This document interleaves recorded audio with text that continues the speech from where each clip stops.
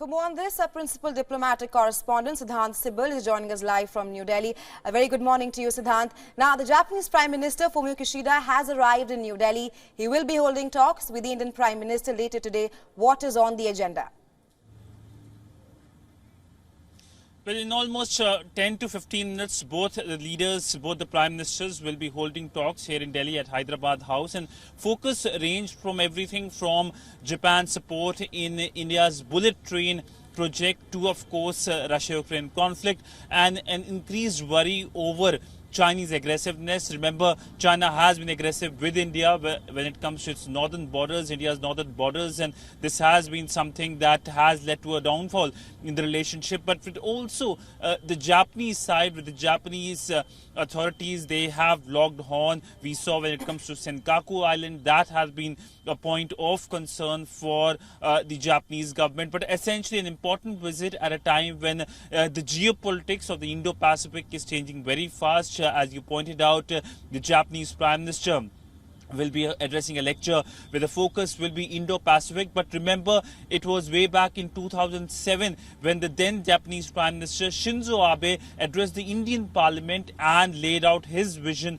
for the Indo-Pacific, talking about the confluence of the Indian Ocean and the Pacific Ocean. So, very, very important lecture that will be by the Japanese Prime Minister in almost 3 to 4 hours. Right, Siddhant. Now, talking about China's growing assertiveness, the Japanese Prime Minister will also unveil a plan for free and open Indo-Pacific. Tell us more on that. Well, when it comes to Indo-Pacific, we know that India and Japan have been coordinating with each other. This is a vision that has gained a lot of significance in past few years. Quad is an example of it, how countries like Australia, India, Japan and US have come together. But more and more countries in the region and outside, example, European countries, have come out with their vision of Indo-Pacific. Now, why does Indo-Pacific carry so much of conversation globally today? It's because a substantial portion of the global population and a substantial portion of the global trade passes through this region.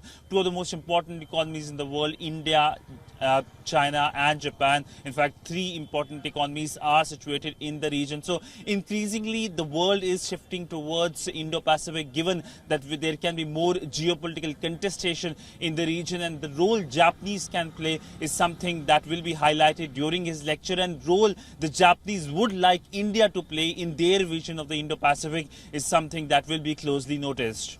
Right, Siddhant, and also how are the Quad members, India and Japan, viewing the emergence of China as an axis power around which other nations are aligning, especially with the Chinese President Xi Jinping's visit to Moscow later today?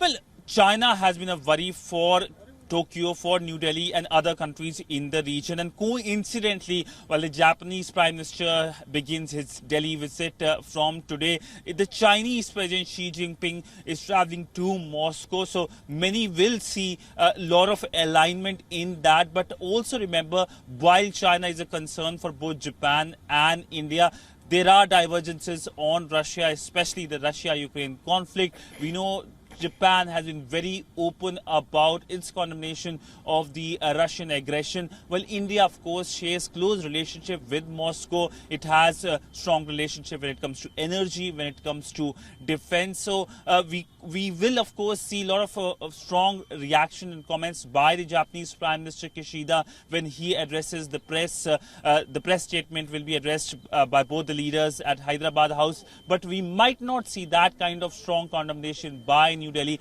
as New Delhi has been saying that dialogue and diplomacy is the only way forward, and that remains India's policy. But one thing is for sure, that China worry tops the key focus for both the prime ministers. WION is now available in your country. Download the app now and get all the news on the move.